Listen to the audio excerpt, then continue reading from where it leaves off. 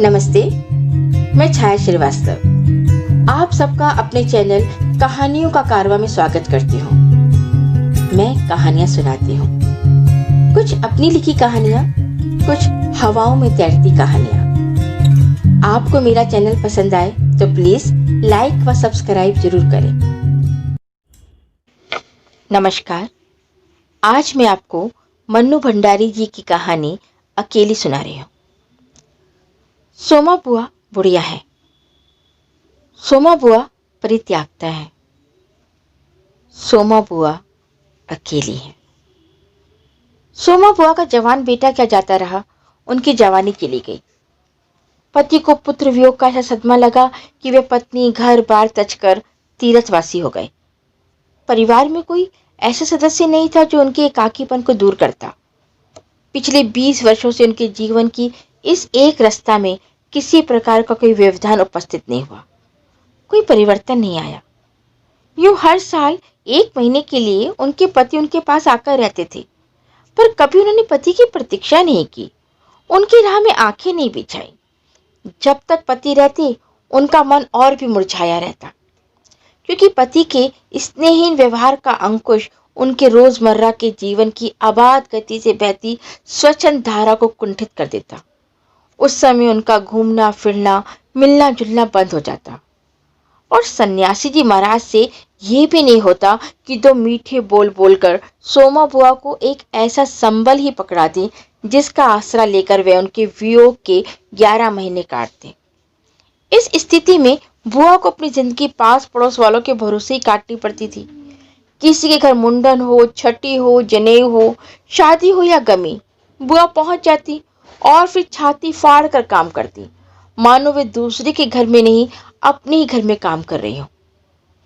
आजकल सोमा बुआ के पति आए हैं और अभी अभी कुछ कहा सुनी होकर चुकी है। बुआ आंगन में बैठी धूप खा रही है, पास रखी कटोरी से तेल लेकर हाथों में मल रही हैं और बड़बड़ा रही हैं। इस 1 महीने में अन्य अवयवों के शीतल हो जाने के कारण उनकी जीभ ही सबसे अधिक सजीव और सक्रिय हो उठती है। तभी हाथ में एक फटी साड़ी और पापड़ लेकर ऊपर से राधा भाभी उतरी। क्या हो गया बुआ, क्यों बड़बड़ा रही हो? फिर सन्यासी जी महाराज ने कुछ कह दिया क्या? अरे मैं कहीं चली जाऊं सोने नहीं सुहाता। कल चौक वाले किशोरी लाल के बेटे का मुंडन था, सारी बिरादरी को न्योता था। मैं तो जानती थी ये पैसे का गुरूर है कि मुंडन पर सारी बिरादरी का न्योता है, पर काम उन नई नवीली बहुओं से संभलेगा नहीं, सो जल्दी ही चली गई। हुआ भी वही। और सरक कर बुआ ने राधा के हाथ से पापड़ लेकर सुखाने शुरू कर दिए। एक काम गस से नहीं हो रहा था। अब घर में कोई बड़ा बूढ़ा हो तो बतावे, या कभी किया हो तो जाने।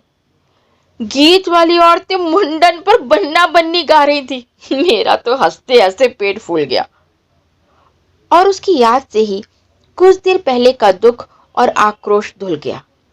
अपनी सहज स्वाभाविक रूप में वे कहने लगी, भट्टी पर देखो तो अजब तमाशा, समोसे कच्चे ही उतार दिए और इतने बना दिए कि 2 बार खिला दो, और गुलाब जामुन इतने कम कि एक पंगत में भी पूरे ना पड़े। उसी समय मैदा सान कर नए गुलाब जामुन बनाए। दोनों बहुएं और किशोरी लाल तो बेचारे इतना जस मान रहे थे कि क्या बताऊं। कहने लगे, अम्मा तुम ना होती तो आज भद उड़ जाती। अम्मा तुमने लाज रख ली। मैंने तो कह दिया, अरे अपने ही काम नहीं आवेंगे तो कोई बाहर से तो आवेगा नहीं। ये तो आजकल इनकी रोटी पानी का काम रहता है, नहीं तो मैं सवेरे से ही चली आती। तो सन्यासी जी महाराज क्यों बिगड़ पड़े? उन्हें तुम्हारा आना जाना अच्छा नहीं लगता बुआ? यूं तो मैं कहीं आऊं जाऊं सो ही इन्हें नहीं सुहाता, और फिर कल किशोरी के यहाँ से बुलावा नहीं आया।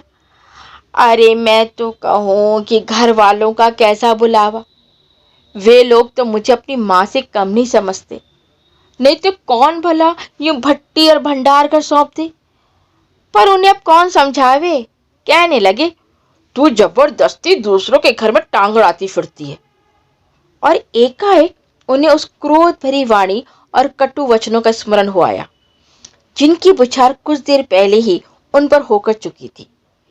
याद आते ही फिर उनके आंसू बह चले। अरे रोती क्यों हो बुआ? कहना सुनना तो चलता ही रहता है। सन्यासी जी महाराज 1 महीने को तो आकर रहते हैं, सुन लिया करो। और क्या, सुनने को तो सुनती ही हूँ, पर मन तो दुखता ही है कि 1 महीने को आते हैं तो भी कभी मीठे बोल नहीं बोलते। मेरा आना जाना इन्हें सुहाता नहीं। तो तू ही बता राधा, ये तो साल में 11 महीने हरिद्वार रहते हैं। इन्हें तो नाते रिश्ते वालों से कुछ लेना देना नहीं, पर मुझे तो सबसे निभाना पड़ता है। मैं भी सबसे तोड़ ताड़ कर बैठ जाऊं तो कैसे चले? मैं तो इनसे कहती हूँ कि जब पल्ला पकड़ा है तो अंत समय भी साथ रखो। सो तो इनसे होता नहीं। सारा धर्म कर्म यही लूटेंगे, सारा जस यही बटोरेंगे, और मैं अकेली पड़ी पड़ी यहाँ इनके नाम को रोया करूं। उस पर मैं कहीं आऊं जाऊं तो वह भी इनसे बर्दाश्त नहीं होता। और बुआ फूट फूट कर रो पड़ी। राजा ने आश्वासन देते हुए कहा, रो नहीं बुआ। अरे वे तो इसलिए नाराज हुए कि बिन बुलाए तुम चली गई। बेचारे इतने हंगामे में बुलाना भूल गए तो मैं भी मान करके बैठ जाती। फिर घर वालों का कैसा बुलाना? मैं तो अपनेपन की बात जानती हूँ। कोई प्रेम नहीं रखे तो 10 बुलावे पर नहीं जाऊं, और प्रेम रखे तो बिन बुलाए भी सिर के बल जाऊं। मेरा अपना हरकू होता और उसके घर काम होता तो क्या मैं बुलावे के भरोसे बैठी रहती? मेरे लिए जैसा हरकू वैसा किशोरी लाल। आज हरकू नहीं है, इसी से दूसरों को देख देख कर मन भरमाती रहती हूँ। और वे हिचकियां लेने लगी। सूखे पापड़ों को बटोरते बटोरते स्वर को भरसक कोमल बनाकर राधा ने कहा, तुम भी बुआ बात को कहां से कहां ले गए। लो अब चुप हो, पापड़ भून कर लाती हूँ, खाकर बताना कैसा है। और वह साड़ी समेटकर ऊपर चढ़ गई। कोई सप्ताह भर बाद बुआ बड़े प्रसन्न मन से आई और सन्यासी जी से बोली, सुनते हो, देवर जी के ससुराल वालों की किसी लड़की का संबंध भागीरथ जी के यहाँ हुआ है। वे सब लोग यहीं आकर ब्याह कर रहे हैं। देवर जी के बाद तो उन लोगों से कोई संबंध ही नहीं रहा, फिर भी हैं समधी ही। वे तो तुमको भी बुलाए बिना नहीं मानेंगे। समधी को आखिर कैसे छोड़ सकते हैं? और बुआ पुलकित होकर हंस पड़ी। सन्यासी जी की मौन उपेक्षा से उनके मन को ठेस तो पहुंची, फिर भी वे प्रसन्न थे। इधर उधर जाकर वे इस विवाह की प्रगति की खबरें लाती। आखिर एक दिन वे ये भी सुनाई कि उनकी समधी यहाँ आ गए। जोर शोर से तैयारियां हो रही हैं। सारी बिरादरी को दावत दी जाएगी। खूब रौनक होने वाली है। दोनों ही पैसे वाले ठहरे। क्या जाने हमारे घर तो बुलावा आएगा या नहीं। देवर जी को मरे 25 बरस हो गए, उसके बाद से तो कोई संबंध ही नहीं रखा। रखे भी कौन, ये काम तो मर्दों का होता है। मैं तो मर्द वाली होकर भी बेमर्द की हूं। और एक ठंडी सांस उनके दिल से निकल गई। अरे वाह बुआ, तुम्हारा नाम कैसे नहीं हो सकता? तुम तो समधन ठहरी। संबंध में ना रहे कोई रिश्ता थोड़ी टूट जाता है। दाल पीसती हुई घर की बड़ी बहू बोली। है बुआ, नाम है, मैं तो सारी लिस्ट देख कर आई हूँ। विधवा ननद बोली। बैठी बैठे एकदम आगे सरक कर बुआ ने बड़े उत्साह से पूछा, तू अपनी आंखों से देख कर आई है नाम? नाम तो होना ही चाहिए, पर मैंने सोचा क्या जाने आजकल की फैशन में पुराने संबंधियों को बुलाना हो ना हो। और बुआ बिना 2 पल भी रुके वहां से चल पड़ी। अपने घर जाकर सीधे राधा भाभी के कमरे में चढ़ी। क्यों नहीं राधा, तू तो जानती है कि नए फैशन में लड़की की शादी में क्या दिया जावे है। समझियों का मामला ठहरा, सो भी पैसे वाले। खाली हाथ जाऊंगी तो अच्छा नहीं लगेगा। मैं तो पुराने जमाने की ठहरी, तू ही बता दे क्या दूं। अब कुछ बनने का समय तो रहा नहीं, 2 दिन बाकी हैं, सो कुछ बना बना ही खरीद लाना। क्या देना चाहती हो अम्मा? जेवर, कपड़ा या श्रृंगारदान, या कोई और चांदी की चीजें? मैं तो कुछ भी नहीं समझू रे। जो कुछ पास है तुझे लाकर दे देती हूँ, जो तू ठीक समझे आना। बस भद नहीं उड़नी चाहिए। अच्छा देखूं पहले के रुपए कितने हैं। और वह डगमगाते कदमों से नीचे आई। 2-3 कपड़ों की गठरियां हटाकर एक छोटा सा बक्सा निकाला। बड़े जतन से उसे खोला। उसमें 7 रुपए, कुछ रेजगारी पड़ी थी और एक अंगूठी। बुआ का अनुमान था कि रुपए कुछ ज्यादा होंगे, पर जब 7 ही रुपए निकले तो सोच में पड़ गई। रईस समधियों के घर में इतने से रुपयों से तो बिंदी भी नहीं लगेगी। उनकी नजर अंगूठी पर गई। ये उनके मृत पुत्र की एकमात्र निशानी उनके पास रह गई थी। बड़े बड़े आर्थिक संकटों के समय भी वे उस अंगूठी का मुंह नहीं छोड़ सके थे। आज भी एक बार उसे उठाते समय उनका दिल धड़क गया। फिर भी उन्होंने 5 रुपए और वे अंगूठी आंचल में बांध ली, बक्से को बंद किया और फिर ऊपर को चली। पर इस बार उनके मन का उत्साह कुछ ठंडा पड़ गया था और पैरों की गति शिथिल। राधा के पास जाकर बोली, रुपए तो नहीं निकले बहू, आए भी कहां से। मेरे कौन कमाने वाला बैठा है। उस कोठरी का किराया आता है, उसमें तो 2 समय की रोटी निकल जाती है जैसे तैसे। और वे रो पड़ी।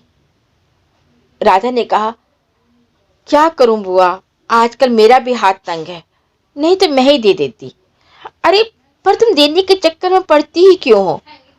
आजकल तो लेने देने का रिवाज ही उठ गया।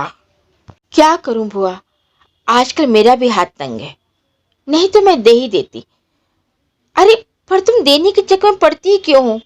आजकल तो देने लेने का रिवाज ही उठ गया। नहीं रे राधा, समधियों का मामला ठहरा। 25 बरस हो गए तो भी वे नहीं भूले, और मैं खाली हाथ जाऊं। नहीं नहीं, इससे तो ना जाऊं सो ही अच्छा। तो जाओ ही मत, चलो छुट्टी हुई। इतने लोगों में किसे पता लगेगा कि आई या नहीं। राधा ने सारी समस्या का सीधा सा हल बताते हुए कहा। बड़ा बुरा मानेंगे, सारे शहर के लोग जावेंगे और मैं संदिग्ध होकर नहीं जाऊंगी तो यही समझेंगे कि देवर जी मरे तो संबंध भी तोड़ लिया। नहीं नहीं, तो ये अंगूठी ही बेच दे। और उन्होंने आंचल की गांठ खोलकर एक पुराने जमाने की अंगूठी राधा के हाथ पर रख दी। फिर बड़ी मिन्नत के स्वर में बोली, तू तो बाजार जाती है राधा, इसे बेच देना और जो कुछ ठीक समझे खरीद लेना, बस शोभा रह जाए, इतना ख्याल रखना। गली में बुआ ने चूड़ी वाले की आवाज सुनी तो एकाएक उनकी नजर अपने हाथ की भद्दी मटमैली चूड़ियों पर जाकर टिक गई। कल समधियों के यहाँ जाना है, जेवर नहीं तो कम से कम कांच की चूड़ी तो अच्छी पहन ले। पर एक अत्यंत लाज ने उनके कदमों को रोक दिया। कोई देख लेगा तो। लेकिन दूसरी क्षण ही अपनी इस कमजोरी पर विजय पाती सी वे पीछे के दरवाजे पर पहुंच गई और 1 रुपया कलदार खर्च करके लाल हरी चूड़ियों के बंद पहन लिए। पर सारे दिन हाथों को साड़ी के आंचल से ढके ढके फिरी। शाम को राधा बुआ ने बुआ को चांदी की एक सिंदूरदानी, एक साड़ी और एक ब्लाउज का कपड़ा लाकर दे दिया।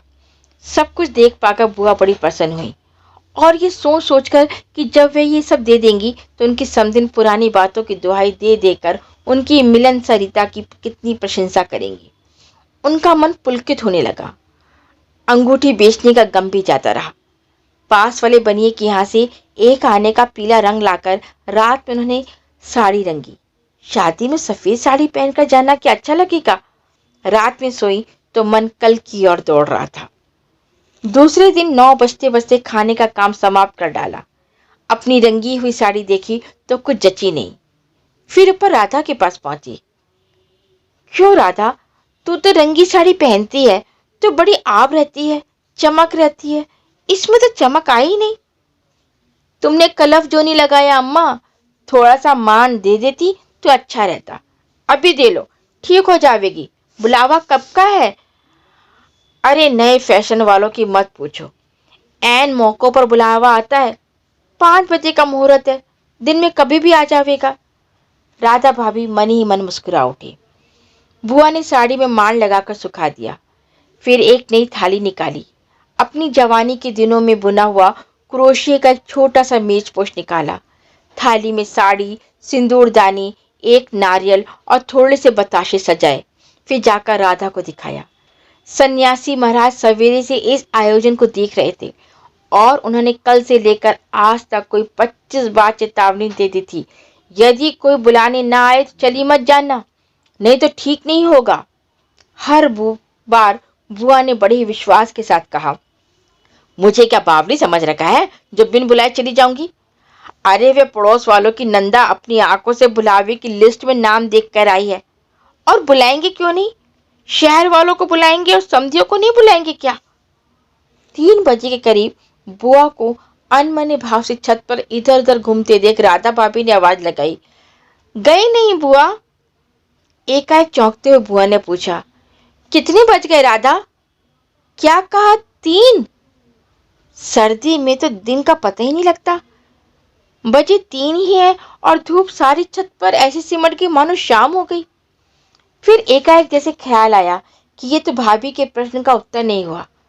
जरा ठंडे स्वर में बोली, मुहूर्त तो 5 बजे का है, जाऊंगी तो 4 तक जाऊंगी, अभी तो 3 ही बजे हैं। बड़ी सावधानी से उन्होंने स्वर में लापरवाही का पुट दिया। बुआ छत पर से गली में नजर फैलाए खड़ी थी। उनके पीछे ही रस्सी पर धोती फैली हुई थी जिसमें कलफ लगा था और अब्रक छिड़का हुआ था। अब्रक के बिखरे हुए कण रह रहकर धूप में चमक जाते थे, ठीक वैसे ही जैसे किसी को भी गली में घुसता देख बुआ का चेहरा चमक उठता था। 7 बजे के धुंधलके में राधा ने ऊपर से देखा तो छत की दीवार से सटी गली की और मुंह की एक छाया मूर्ति दिखाई दी। उसका मन भर आया। बिना कुछ पूछे इतना ही कहा, बुआ, सर्दी में खड़ी खड़ी यहाँ क्या कर रही हो? आज खाना नहीं बनेगा क्या? 7 तो बज गए। जैसे एकाएक नींद में से जागते बुआ ने पूछा, क्या कहा? 7 बज गए? और फिर जैसे अपने से ही बोलते हुए पूछा, पर 7 कैसे बज सकते हैं? मुहूर्त तो 5 बजे का था। फिर एकाएक ही सारी स्थिति को समझते हुए स्वर को भरसक संयत बनाकर बोली, अरे खाने का क्या है, अभी बना लूंगी। 2 जनों का तो खाना है, क्या खाना और क्या पकाना। फिर उन्होंने सूखी साड़ी को उतारा, नीचे जाकर अच्छी तरह उसकी तह की, धीरे धीरे हाथों की चूड़ियां खोली, थाली में सजाया हुआ सारा सामान उठाया और सारी चीजें बड़े जतन से अपने एकमात्र संदूक में रख दी और फिर बड़े ही बुझे दिल से अंगीठी जलाने लगे। धन्यवाद।